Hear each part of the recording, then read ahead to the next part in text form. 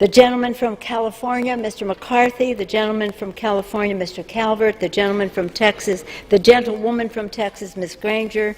The gentleman from Atlanta, Mr. Rogers. The gentleman from Texas, Mr. McCall. The gentleman from Arkansas, Mr. Hill. The gentleman from Pennsylvania, Mr. Fitzpatrick. The gentlewoman from Indiana, Ms. Spartz. You say that now. The President of the Senate, at the direction of that body, appoints the following senators as members of the committee on the part of the Senate to escort His Excellency Volodymyr Zelenskyy, President of Ukraine, into the House chamber. The Senator from New York, Mr. Schumer. The Senator from Illinois, Mr. Durbin. The Senator from Washington, Mrs. Murray. The Senator from Michigan, Ms. Stabenow. The Senator from Minnesota, Ms. Klobuchar. The Senator from New Jersey, Mr. Menendez. The Senator from Maryland, Mr. Cardin. The Senator from Kentucky, Mr. McConnell. The Senator from South Dakota, Mr. Thune. The Senator from Iowa, Ms. Ernst. The Senator from Missouri, Mr. Blunt.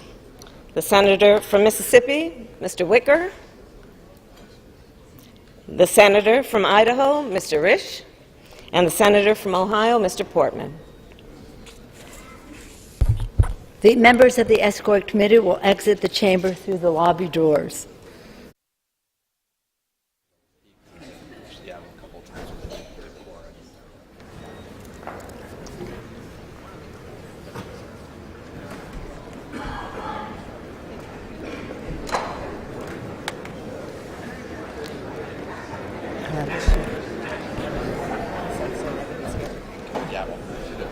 They're here?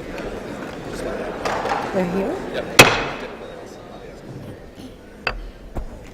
Madam Speaker, the Acting Dean of the Diplomatic Corps.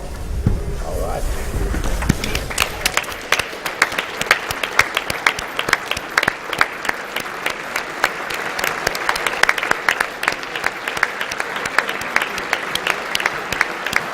Hello.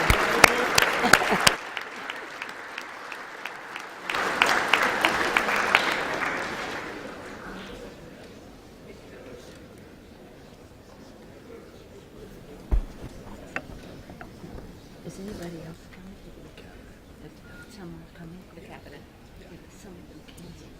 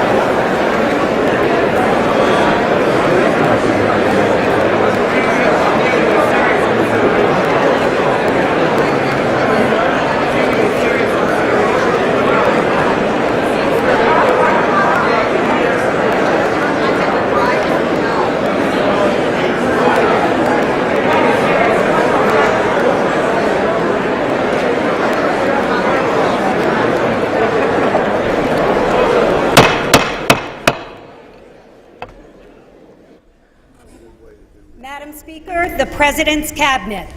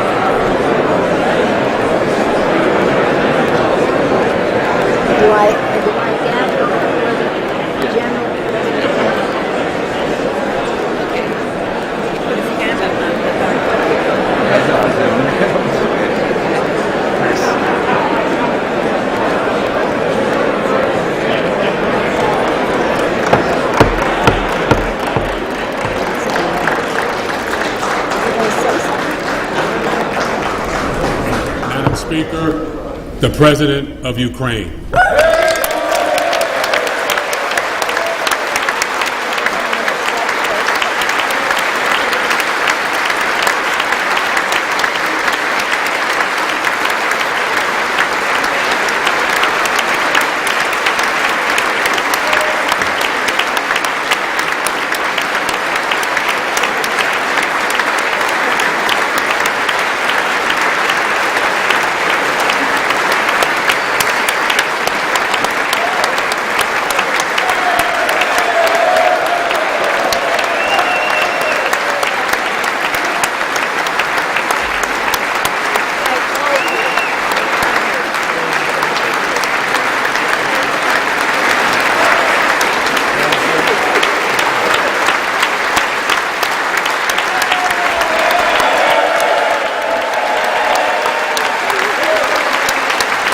Thank you so much.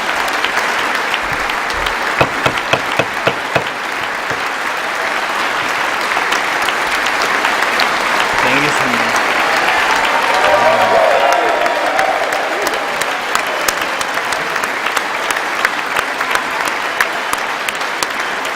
Героям слава.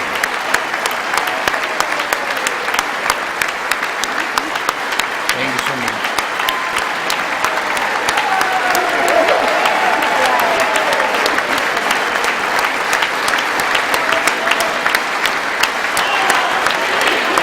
Героям слава!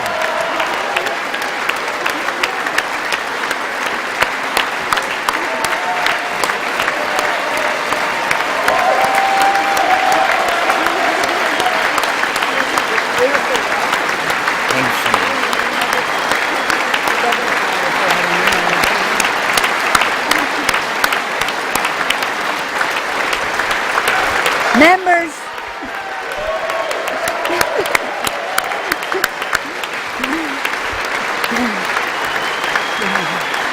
members of Congress, I think it's too much. I think it is. Members of Congress, I have the high privilege and the distinct honor of presenting to you His Excellency Volodymyr Zelenskyy, President of the Ukraine.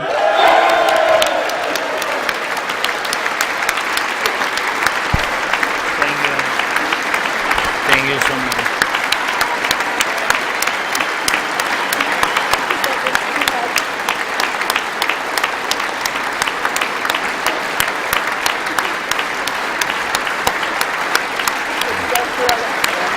Yes.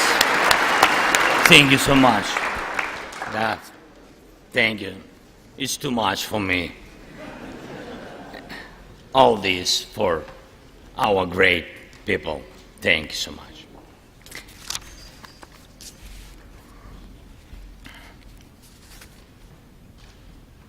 Dear Americans, in all states, cities, and communities, all those who value freedom and justice, who cherish it as strongly as we Ukrainians, in all our cities, in each and every family, I hope my words of respect and gratitude resonate in each American heart.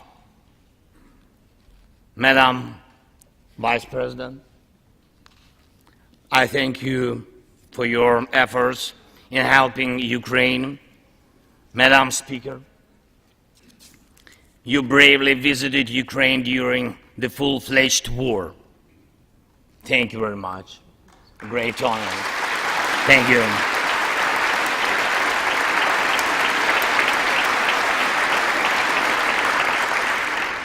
Great privilege to be here. Dear members of the Congress, representatives of both parties, who also visited Kyiv, esteemed congressmen and senators from both parties who will visit Ukraine, I'm sure, in the future, dear representatives of diaspora,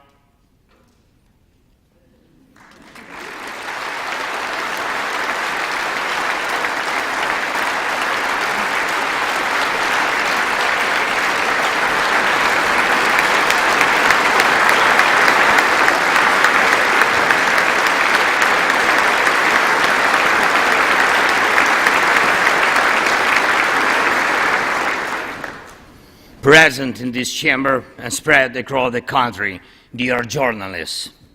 It's a great honor for me to be at the US Congress and speak to you and all Americans.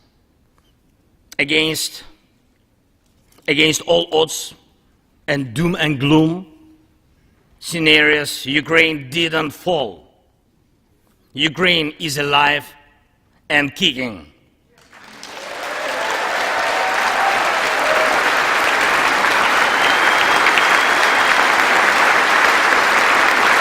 Thank you.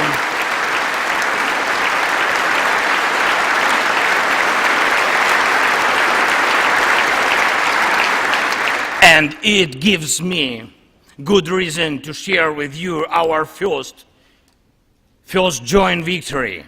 We defeated Russia in the battle for minds of the world. We have no fear, nor should anyone in the world have it.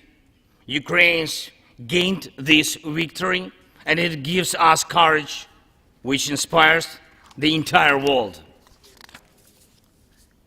Americans gained this victory, and that's why you have succeeded in uniting the global community to protect freedom and international law. Europeans gained this victory, and that's why Europe is now stronger and more independent than ever.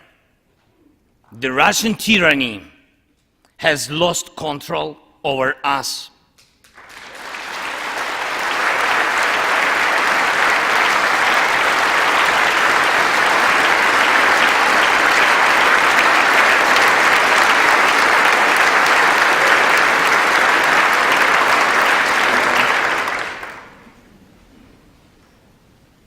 And it will never influence our minds again. Yet, we have to do whatever it takes to ensure that countries of the global south also gain such victory. I know one more, I think, very important thing. The Russians will stand a chance to be free only when they defeat the Kremlin in their minds.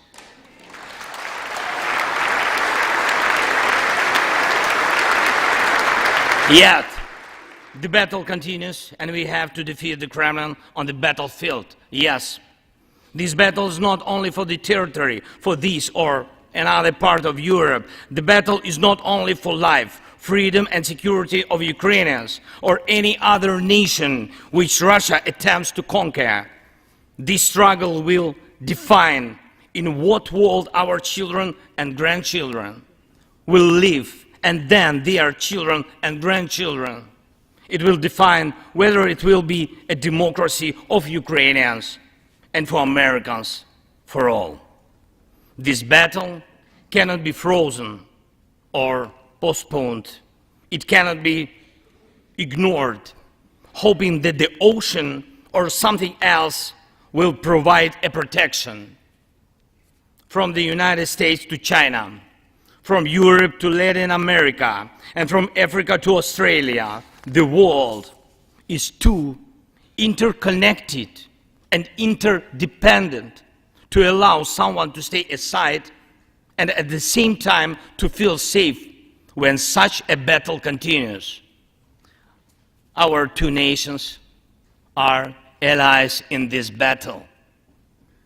And next year will be a turning point. I know it, the point when Ukrainian courage and American resolve must guarantee the future of our common freedom, the freedom of people who stand for their values.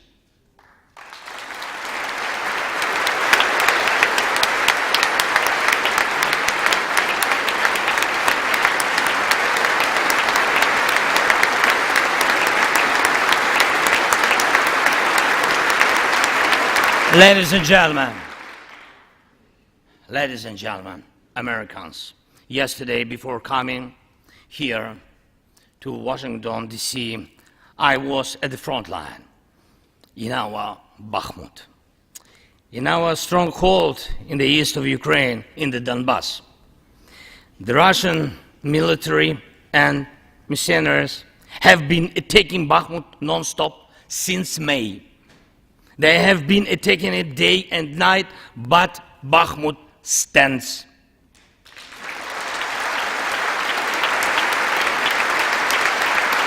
Last year, 70,000 people lived there in Bakhmut, in this city, and now only few civilians stay. Every inch of that land is soaked in blood. Roaring guns sound every hour. Trenches in the Donbas change hands several times a day in fierce combat and even hand fighting. But the Ukrainian Donbas stands.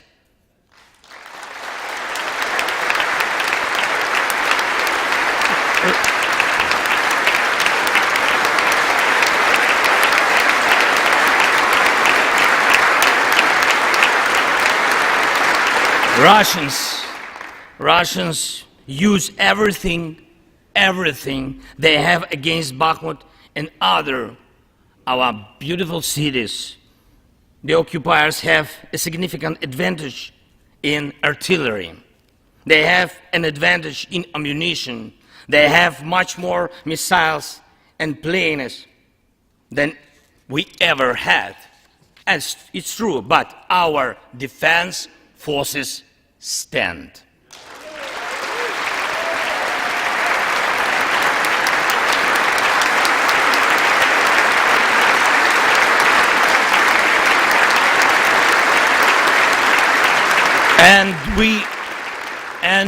And we all are proud of them. The Russians' tactic is primitive.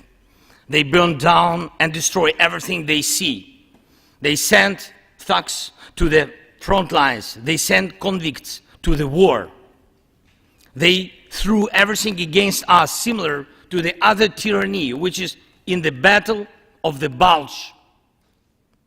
Threw everything it had against the free world, just like the brave American soldiers which held their lines and fought back Hitler's forces during the Christmas of 1944.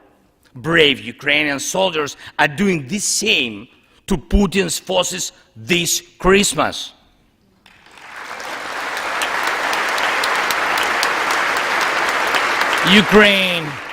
Ukraine holds its lines and will never surrender.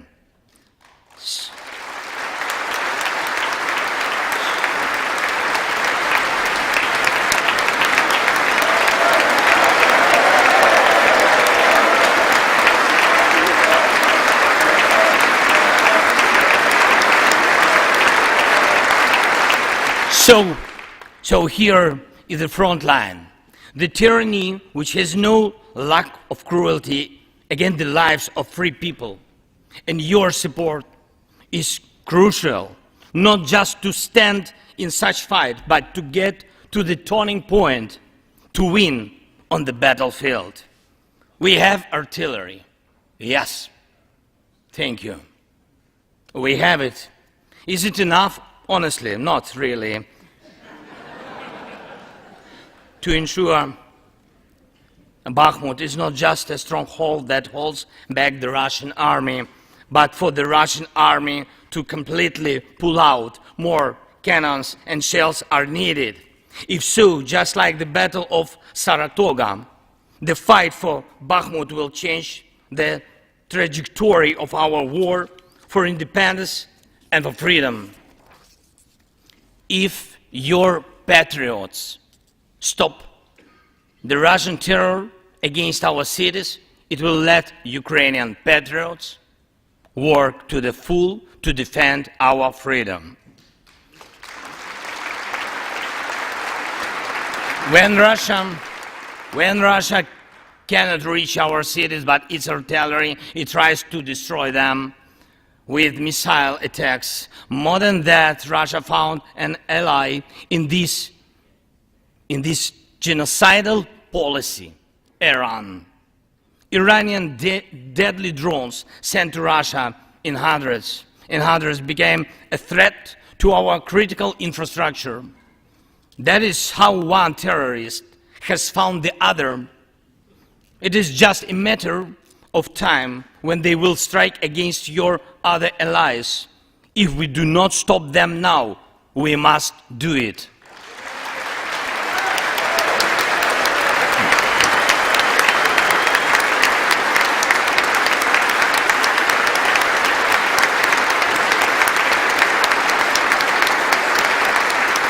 I believe there should be no taboos between us in our alliance.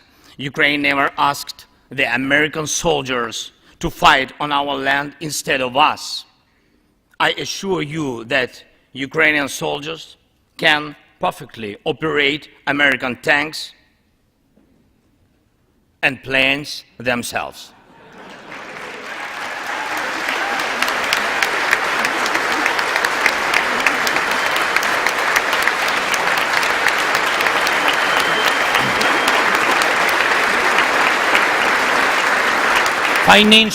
Financial assistance is also critically important, and I would like to thank you very much. Thank you for both financial packages you have already provided us with and the ones you may be willing to decide on. Your money is not charity. It's an investment in the global security and democracy that we handle in the most responsible way.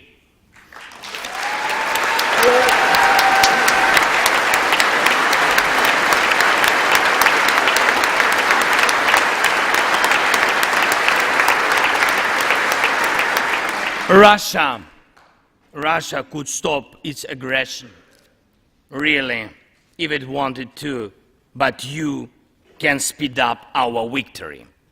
I know it. And it will prove to any potential aggressor that no one can succeed in breaking national borders, no one committing atrocities and reigning over people against their will. It would be naive to wait for steps towards peace from Russia, which enjoys being a terrorist state. Russians are still poisoned by the Kremlin. The restoration of international legal order is our joint task. We need peace. Yes, Ukraine has already offered proposals, which I just discussed with President Biden, our peace formula, 10 points which should and must be implemented for our joint security, guaranteed for decades ahead. And the summit which can be held, I'm glad to stress that President Biden supported our peace initiative today. Each of you, ladies and gentlemen, can assist in the implementation to ensure that America's leadership remains solid, bicameral, and bipartisan. Thank you.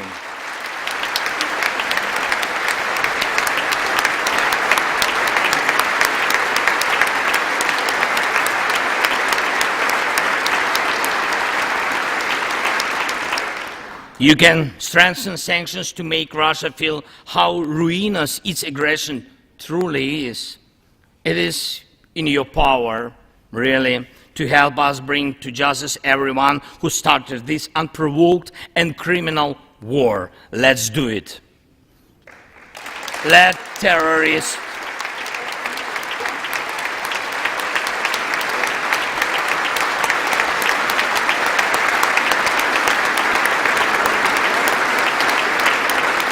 let the terrorist state be held responsible for its terror and aggression and compensate all losses done by this war. Let the world see that the United States are here.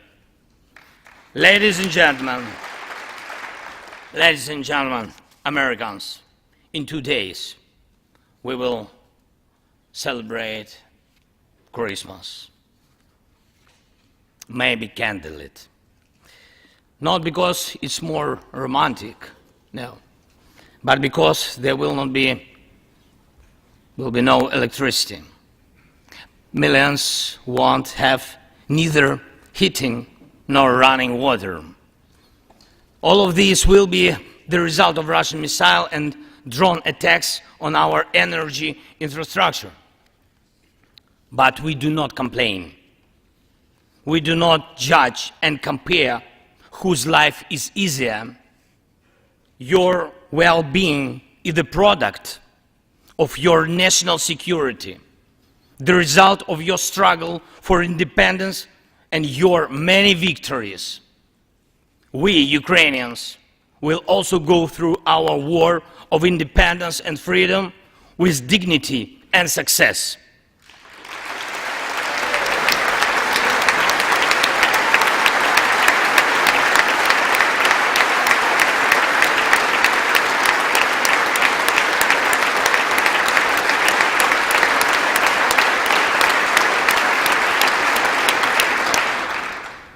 We'll celebrate Christmas. Celebrate Christmas, and even if there is no electricity, the light of our faith in ourselves will not be put out. If Russian missiles attack us, we'll do our best to protect ourselves. If they attack us with Iranian drones and our people will have to go to bomb shelters on Christmas Eve, Ukrainians will still sit down at the holiday table and cheer up each other. And we don't have to know everyone's wish, as we know that all of us, millions of Ukrainians, wish the same: victory. Only victory.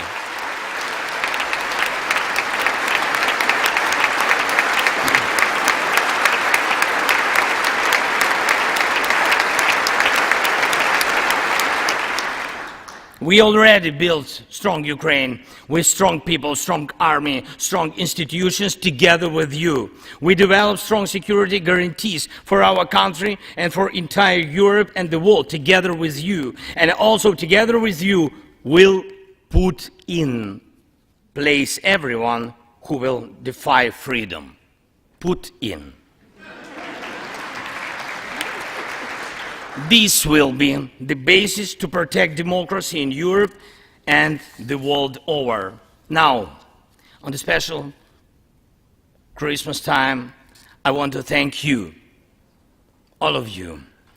I thank every American family which cherishes the warmth of its home and wishes the same warmth to other people.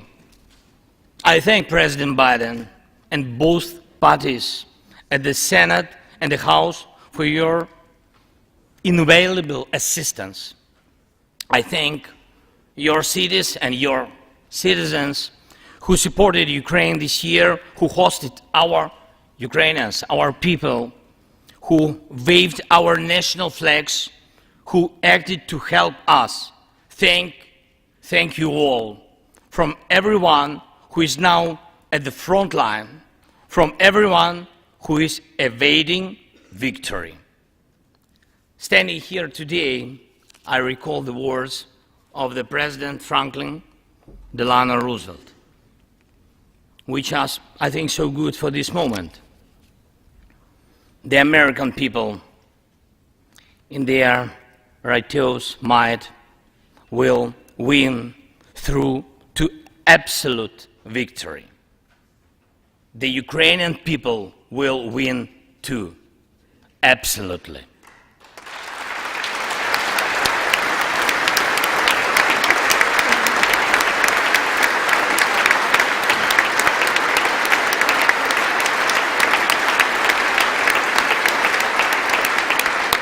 I know that everything depends on us, on Ukrainian armed forces, yet so much depends on the world. So much in the world depends on you.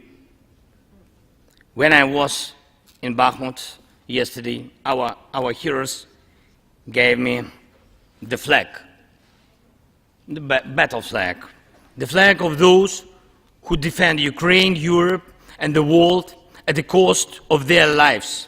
They asked me to bring this flag to you, to the US Congress, to members of the House of Representatives and senators whose decisions can save millions of people.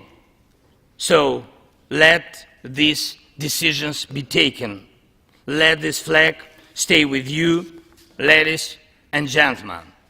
This flag is a symbol of our victory in this war. We stand, we fight, and we will win because we are united, Ukraine, America, and the entire free world.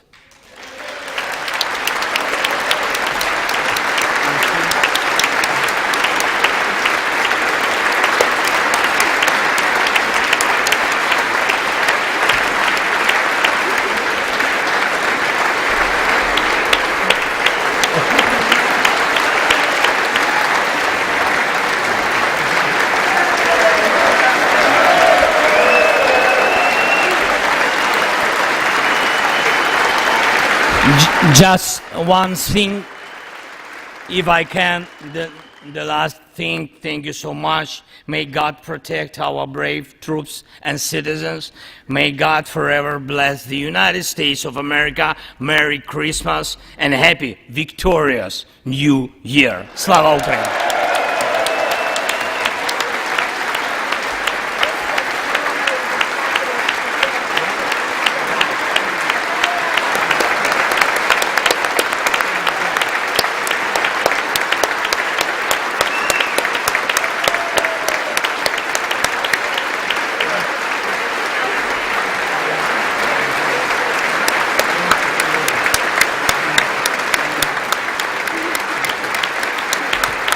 Thank you so much.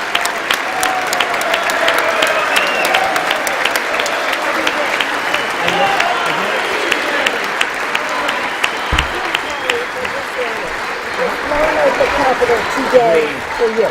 Okay, to me. Somebody will carry it. I can hold. Okay, we'll turn around. Yes. There we go.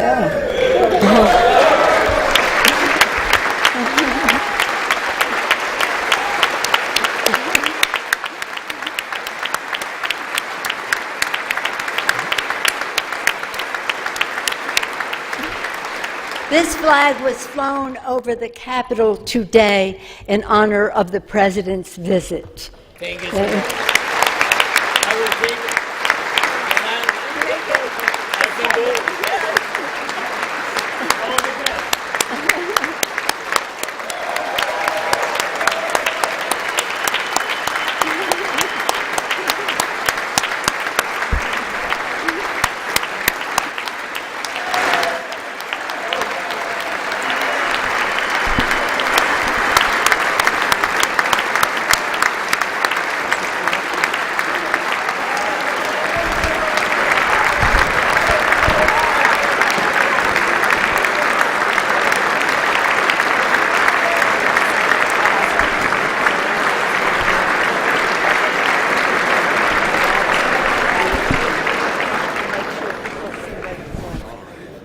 Okay.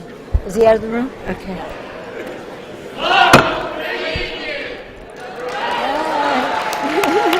The purpose of the joint... Excuse me, I gotta get my line. The purpose of the joint...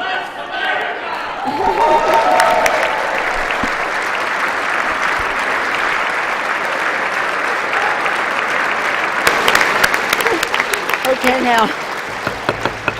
The purpose of the joint meeting having been completed, the chair declares the joint meeting of the two houses now dissolved.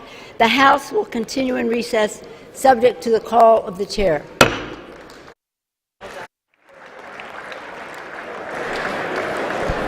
I'm going to show this to you.